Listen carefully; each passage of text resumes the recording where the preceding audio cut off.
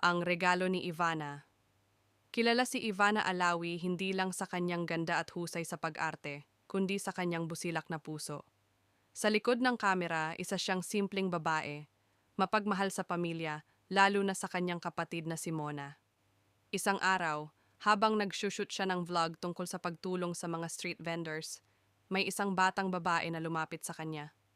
Marumi ang damit nito, pero may matamis na ngiti sa mukha.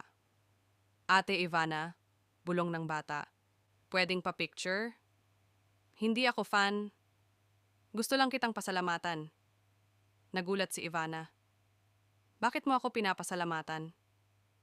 Yung vlog mo po dati, nung nagtinda ka ng taho.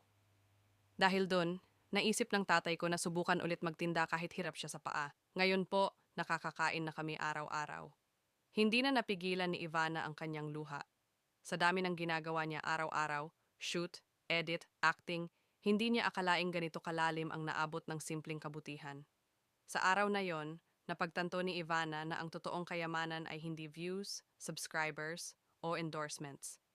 Ito'y ang puso ng mga taong natutulungan niya kahit hindi niya alam.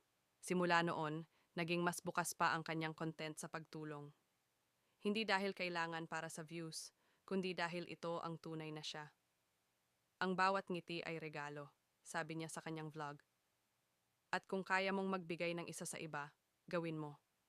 Hindi mo alam kung gaano kalaking bagay yon para sa kanila.